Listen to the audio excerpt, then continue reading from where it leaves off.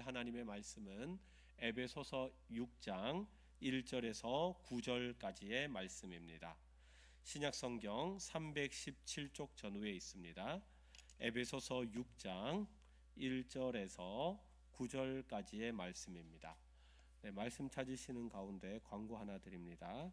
어제 사랑의 봄 소풍이 있었습니다. 은혜 가운데 잘 마쳤습니다. 기도해 주신 우리 모든 성도님들께 감사를 드립니다.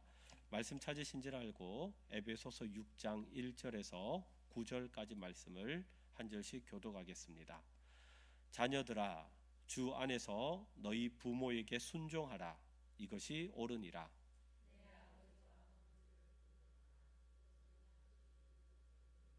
이로써 내가 잘 되고 땅에서 장수하리라.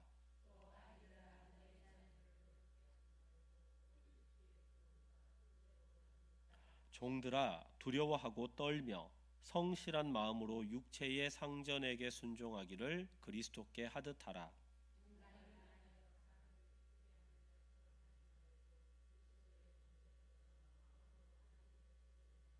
기쁜 마음으로 섬기기를 주께 하듯 하고 사람들에게 하듯 하지 말라.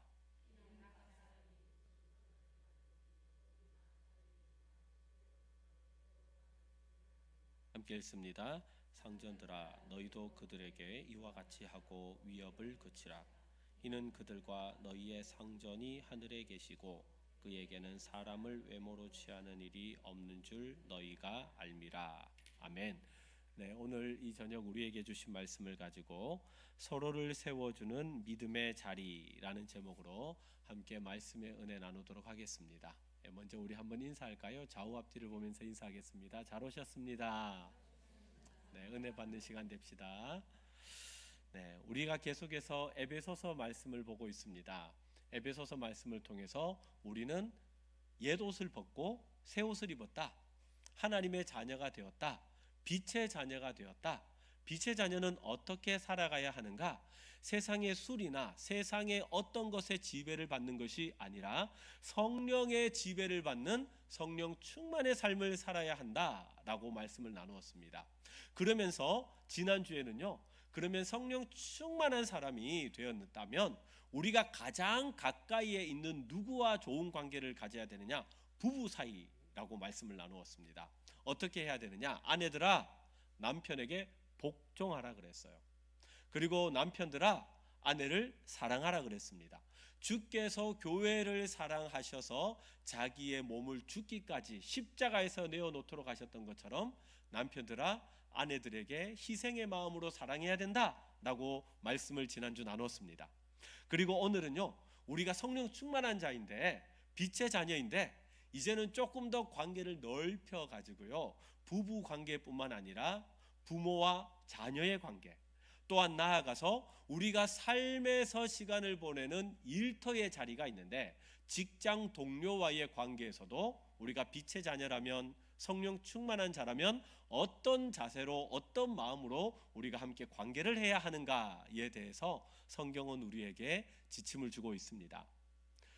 여러분, 우리가 살아가면서 참 다양한 관계를 하죠. 다양한 사람들과 관계를 하며 살아갑니다. 그런데 두 가지로 나눌 수 있을 것 같아요.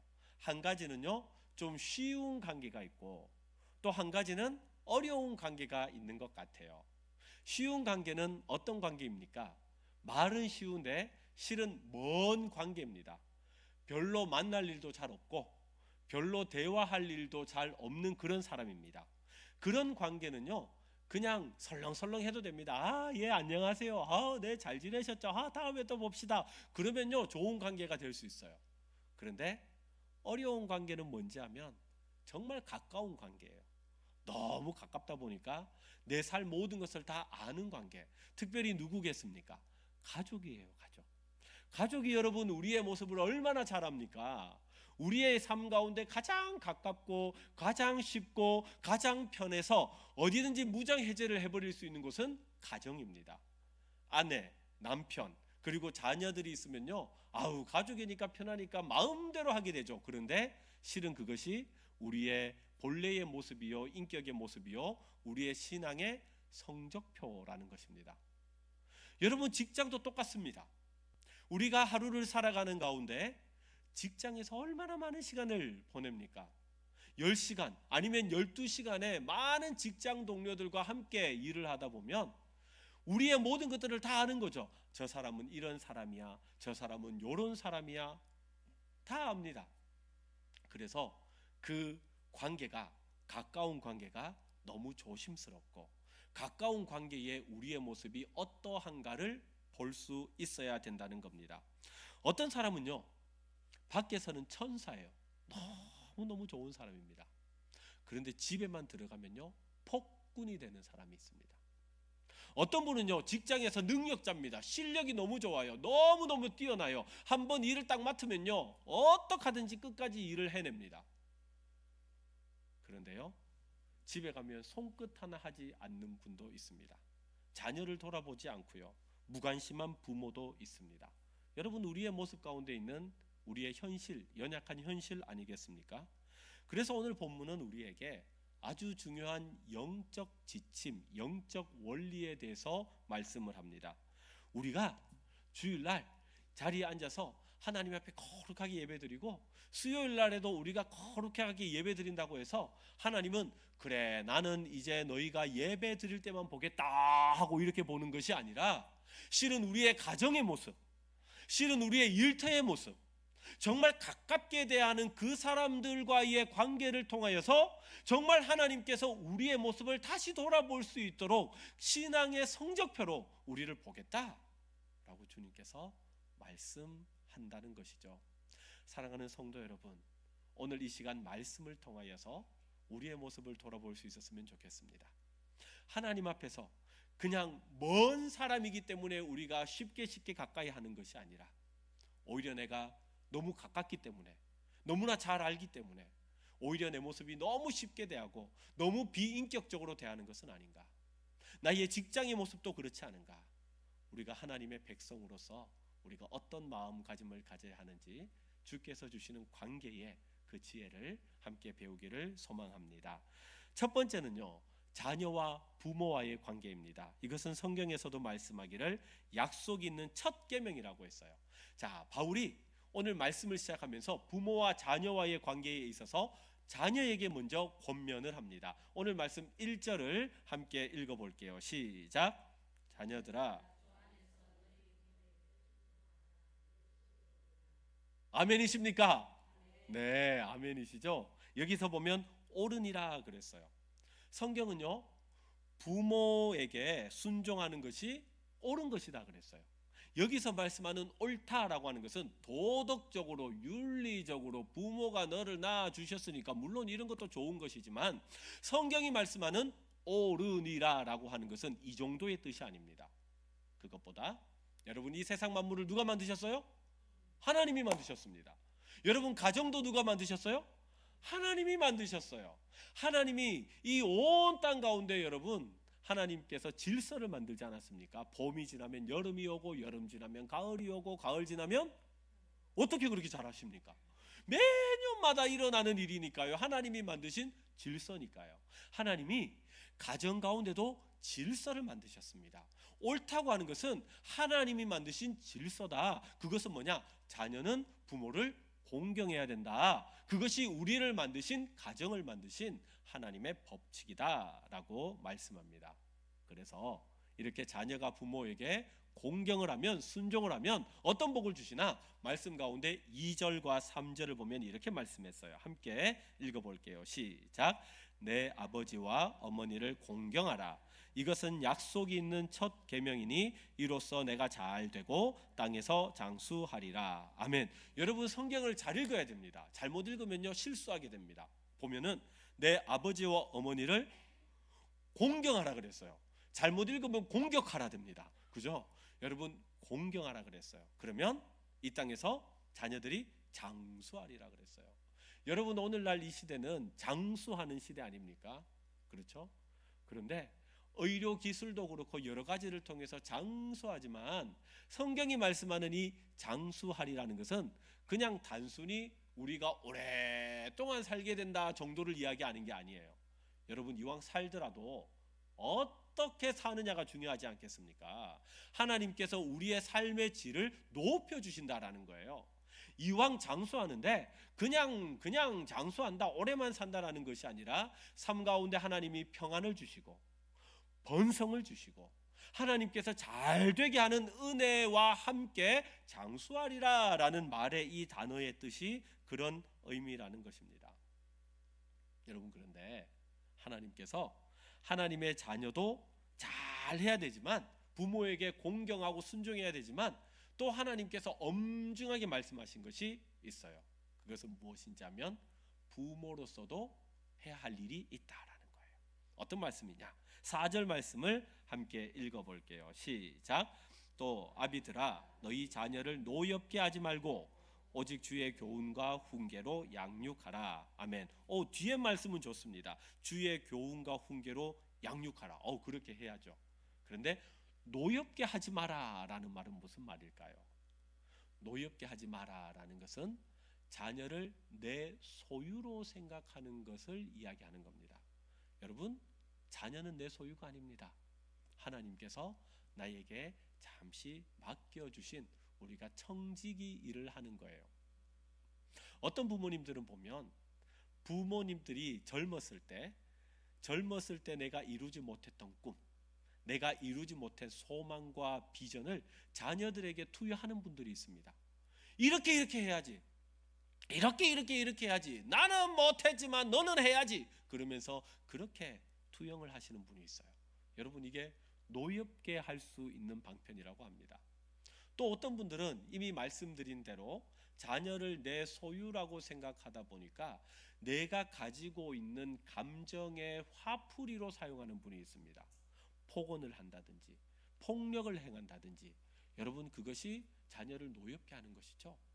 그런 말과 그런 행동들은 자녀에게 잘 자랄 수 있는 자양분을 주는 것이 아니라 오히려 자녀의 마음 가운데 독소를 쌓게 하는 그런 안타까운 일이 된다는 겁니다. 자녀가 제일 듣기 힘들어하는 말이 그런 말이라는 거죠. 내가 니를 어떻게 키웠는데, 이런 말을 하면 너무 부담스럽다고 얘기를 하더라고요. 여러분, 자녀는 내 작품 아닙니다. 하나님의 작품인데 하나님께서 나에게 잠시 맡겼어요. 그래서 하나님의 자녀를 잘 보호하고 양육하고 기를 수 있도록 하나님께서 우리에게 맡기셨어요. 그리고 자녀를 통하여서 우리에게 세상에 알 수 없는 기쁨과 즐거움도 가지도록 하셨습니다. 그것이 하나님의 은혜입니다. 예전에 콩나물 시루 이야기를 했는데 여러분, 똑같은 것 같아요. 콩나물 시루가 있습니다. 이래 물 한 바가지 담아가지고 콩나물에 물을 이렇게 부리면 물이 밑으로 쪼르륵 하고 다 빠져버립니다. 다 빠졌어요. 또 한번 쪼르륵 부어보면 또 다 빠졌습니다. 콩나물이 물을 안 먹는 것 같아요. 그런데 시간이 지나면 어떻게 해요?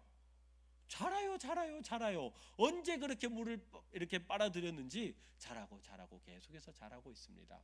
여러분, 우리가 자녀들에게 사랑을 주고 믿음을 주고 그들을 따뜻하게 보듬어 줄 때 물을 주는데 다 빠지는 것 같은 상황도 있어요. 내가 이렇게 주는데, 내가 이렇게 수고하고 주는데, 내가 이렇게 노력하고 주는데, 나도 안 먹고 나도 이렇게 주는데, 그런데 다 빠진 것 같은데요. 시간이 지나면 그 자양분을 먹고 자녀들이 무럭무럭 자라나요. 콩나물처럼 무럭무럭 자라나는 것들을 볼 수 있습니다. 여러분, 똑같아요. 우리의 자녀들은, 믿음의 자녀들은 무엇을 먹고 크느냐? 우리의 믿음의 부모님들의 기도를 먹고 큽니다. 여러분들의 그 말씀을 통해서 자라게 됩니다.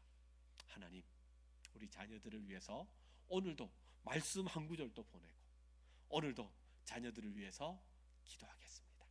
하나님, 우리 자녀들도 하나님의 말씀, 질서의 말씀, 옳다는 그 질서의 말씀, 부모를 공경하고 순종할 수 있는 자녀들 되게 하시고, 또한 우리 부모들로서도 자녀를 노엽게 하지 아니하고 하나님께 맡겨주신 그 귀한 영혼들을 사랑으로 잘 키울 수 있도록 하나님께서 은혜 허락하여 주시옵소서. 그런 하나님이 기뻐하시는 우리의 믿음의 성숙이 있기를 소망합니다. 두 번째는요, 말씀을 통해서 일터예요. 일터는 사람에게 하듯 하지 말고 주께 하듯 하라고 했습니다. 자, 당시에는요, 성경이 기록되어 있었던 당시에는 일터, 똑같은 직장 동료 이런 게 아니라 상전과 종이 있었습니다. 위아래가 있었던 시대였어요. 이 상황에 대해서 바울이 무엇이라고 말씀하는가? 오늘 말씀 5절을 한번 읽어볼게요. 시작. 종들아 두려워하고 떨며 성실한 마음으로 육체의 상전에게 순종하기를 그리스도께 하듯 하라. 7절 되어 있습니다. 시작. 기쁜 마음으로 섬기기를 주께 하듯 하고 사람들에게 하듯 하지 말라. 아멘. 여러분, 이 말씀은 우리에게 참 어려운 말씀입니다. 왜냐하면 여러분 직장 생활 해보셨던 분들, 아니면 관계 가운데 좀 곤란하고 힘들게 하셨던 분들, 그런 분들을 한번 생각해 보십시오. 생각만 해도 직장 상사 한마디만 하면 오금이 저려 가지고 오들오들 떨게 만드는 직장 상사가 있고요. 또한 부하 직원은요, 어떤 부하 직원은 일만 하면 빵꾸를 내는 직원이 있습니다. 어리버리하는 그런 직원들이 있어요. 그런데 성경은 그런 일터의 관계에 있는 사람들을 어떻게 하라고요? 죽게 하듯 하라 그랬어요. 죽게 하듯. 아이고, 생각만 해도 속이 뒤집어지는데 어떻게 죽게 하듯 할 수 있겠습니까? 여러분, 성경은요, 일터와의 관계를 어떻게 생각해야 되는지 하면, 일터라는 것은 그냥 내가 돈을 벌고 내가 승진을 하고 내가 원하는 것을 얻기 위해서 있는 것으로 해석하는 것이 아니라, 우리가 일터라는 것은 어떻게 생각해야 되는 것인지 하면 하나님의 영광을 드러내는 장소로 이해하라는 것이 성경이 우리에게 주시는 일터에 대한 관점입니다. 여러분, 웨스트민스터 교리 문답을 보시면 1문이 뭐냐? 사람의 살아가는 그 목적이 뭐냐입니다. 왜 살아가는데? 답이 뭡니까? 하나님의 영광을 위해 사는 거예요. 영광을 위해서. 우리 인생에 사는 모든 일들은요, 하나님의 영광을 위해 사는 거예요. 그러므로 직장에서도 단순히 그냥 돈을 번다 정도가 아니라 이곳에서도 하나님께서 나를 통해서 드러내고자 하는 영광이 있는 것이니, 직장에서 상사나 아니면 부하 직원이나 관계 가운데 어려운 사람이 있을지라도 여기를 나의 선교지라고 생각하는 것, 선교지라고 생각하라는 겁니다. 뭐라고 생각하라고요? 여러분, 선교사님들이 선교지 가잖아요. 언어가 안 되죠, 문화가 안 되죠, 골치 아픈 일이 얼마나 많은지 모릅니다. 그래도 선교는 해야 되겠기에 어떻게 합니까? 기도하는 거죠. 하나님 지혜를 주세요. 하나님 만남의 복을 주세요. 하나님 길을 열어주세요. 그러면서 일을 하나하나 하면서 하나님의 나라를 확장하는 것처럼, 하나님 만나는 가운데 정말 힘들게 하는 직장 상사도 있고요, 정말 답답한 부하 직원도 있지만, 그런 하나님, 여기가 내 선교지입니다. 하나님, 여기가 내 선교지입니다 하는 마음을 가질 때 내가 기도하며 이 문제를 어떻게 풀 수 있을까 하나님께서 지혜를 주신다는 거죠. 또 하나가 더 있는데, 직장에서 일을 할 때 어떤 자세로 해야 되는지 하면, 사람들이 볼 때는 열심히 하고 안 볼 때는 대충대충하는 이런 뭐라 그럴까요? 적당히 요령 피우는 눈가림만으로 하지 마라 그래요. 6절 말씀을 함께 읽어볼게요. 시작. 눈가림만 하여 사람을 기쁘게 하는 자처럼 하지 말고 그리스도의 종들처럼 마음으로 하나님의 뜻을 행하고. 아멘. 그러니까 직장에서 하면서 내가 서류 하나 이렇게 하는 것 하나, 청소하는 것 하나, 내가 다른 어떤 일 하는 것 하나, 이 모든 일들은 하나님 앞에 예배가 되도록 하라는 거예요. 여러분, 우리도 예배 드릴 때 어떤 마음으로 드려요? 영과 진리로 예배하라 그러잖아요. 여러분, 그런 것처럼 우리의 직장 생활 가운데 속에서도 죽게 하듯 그 마음으로 하라는 것이 성경의 가르침입니다. 왜요? 그렇게 할 때에 직장 동료들이 보면서, 예수 믿는 사람들은 다르다, 예수 믿는 사람들은 책임감이 끝내준다, 이야, 예수 믿는 사람들은 뭔가가 다르네 라는 모습을 본다면 이것만큼 하나님께 영광이 되고 주님의 향기를 드러낼 수 있는 방법이 없다는 것이죠. 어떤 분들은 말씀합니다. 목사님, 제 상사는요 진짜 너무합니다. 악독해도 그렇게 악독할 수가 없습니다 라고 이야기하는 분들도 있으세요. 그런데 성경의 가르침은요, 그 직장 상사의 성향과 성품과 인격과 여러 가지를 보면서 그 사람에게 어떻게 하든지 대하라는 것이 아니라, 이미 이 상황 또한 생사화복을 주관하시고 우리의 인생을 주관하시는 분이라면 그 상사를 누구에게 맡기신 거예요? 나에게 맡기신 거예요. 나에게. 하나님께서 그것을 통해서 하시고자 하는 일이 있는 겁니다. 나를 하나님께서 다듬으시든지 아니면 그 사람을 하나님께서 나를 통해서 변화시키셔서 그 사람을 하나님의 백성으로 만드시든지 하나님의 뜻이 있기 때문에 하나님께서 맡겨주신 일인 줄 알고 죽게 하듯 하라는 것입니다. 여러분, 여러분들이 흘리는 그 정직한 땀방울이 이 부산을 변화시키고 남구를 변화시키고 대연동을 변화시킬 줄 믿습니다. 그러므로 일터에서 인정받는 성도가 되십시오. 삶의 현장에서 주위의 사람들에게 인정받는 사람이 되십시오. 여러분들이 세상 가운데 친구와의 관계에서, 옆집 사람과의 관계에서, 일터와의 관계에서 그런 관계를 가질 때 여러분, 비로소 우리가 정말 기도하는 하나님, 빛과 소금이 되게 하여 주시옵소서. 그 기도가 여러분들을 통하여 하나님께서 이루어지실 줄 믿습니다. 마지막 세 번째는요, 권위에 대한 문제입니다. 권위. 우리 모두에게는요, 하늘의 상전이 계신다는 것을 기억해야 합니다. 자, 바울은 마지막으로요, 이 세상 가운데 있는 힘을 가진 사람들, 권력을 가진 사람들, 그 사람들에게 경고를 합니다. 오늘 말씀 9절을 함께 읽어볼게요. 시작. 상전들아, 너희도 그들에게 이와 같이 하고 위협을 그치라. 이는 그들과 너희의 상전이 하늘에 계시고 그에게는 사람을 외모로 취하는 일이 없는 줄 너희가 알미라. 아멘. 여러분, 세상의 권위는요, 계급과 또한 조건을 통해 가지고, 힘을 통해 가지고 다 결정됩니다. 그러니까 내가 돈이 많다, 내가 지위가 높다, 내가 명예가 있다, 그러면 없는 사람들을 깔보는 것이 세상이에요. 여러분, 갑질이라는 것이 왜 있습니까? 나는 있는데 너는 없으니까, 나는 있는데 너는 가지지 않았으니까. 그래서 사람들이 그렇게 내가 없는 너보다 더 높다 하는 착각을 하니까 그런 것 아니겠습니까? 그런데 성경은 분명하게 말씀합니다. 사람 위에 사람 있고 사람 아래 사람 있는 것이 아니라 그 어떤 사람일지라도 모든 사람 위에 저 하늘에 진짜 상전이 계시다라고 성경은 말씀하는 거예요. 회사의 사장님이나 말단 직원이나 건물주나 아니면 세입자라도 모두가 아무리 세상 가운데 난다 긴다 할지라도 우리 모두는 똑같다는 겁니다. 진짜 상전은 저 하늘에 계시고 우리는 그 하나님 앞에서 우리 모두는 죄인이다, 하나님의 은혜 없이 살아갈 수 없는 똑같은 사람들이다 라고 성경은 말씀합니다. 여러분, 옛날부터 리더십이란 말이 있잖아요. 옛날에 생각할 때 리더는 어떤 사람인가? 힘이 있고 능력이 있어서 앞에서 잘 끌어잡아 당겨줄 수 있는 사람이 리더라고 생각했습니다. 그런데 세상에서요, 앞에서 무조건 당겨야지만 리더인가? 다른 리더가 없는가? 연구하다 보니까요, 새로운 리더를 발견했어요.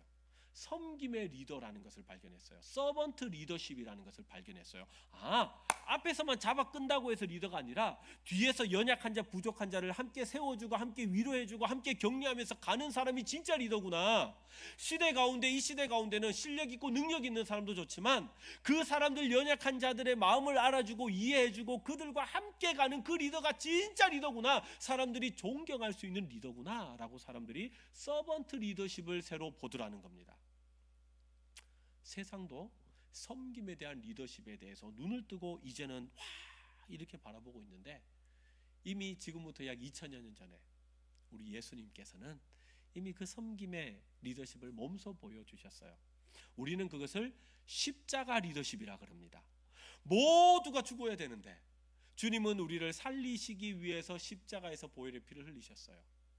주님은 허리에 타올을 탁 이렇게 끼시고 무릎으로 탁 앉으셔서 제자들의 발을 하나하나를 씻겨주시면서 진정한 리더는 어떤 사람인가? 섬기는 자라는 것을 보여주셨습니다. 나는 이 땅 가운데 섬김을 받으러 하지 않고 오히려 섬기러 왔다. 주님께서는 그 모습을 다 보여주셨습니다. 그러면서 이것이 진정한 성숙한 신앙인의 모습이라는 것이죠. 여러분, 성경은 오늘 우리에게 분명히 말씀합니다. 우리의 시선은 어디에 머물러야 하는가? 사람에게 머무는 것이 아니라 하나님께 머물므로 인하여서 코람데오의 삶을 살아가야 한다. 하나님 앞에서 나는 어떤 사람인가를 늘 돌아보며 살아가야 한다는 것입니다. 여러분, 우리가 누군가를 대할 때 하나님이 나를 바라보고 계신다는 사실을 잊지 않는다면 우리는 결코 교만하지 않을 것이고, 또한 그 섬김과 헌신과 그 관계를 통하여 하나님은 영광 받아 주실 줄 믿습니다. 말씀을 정리하겠습니다.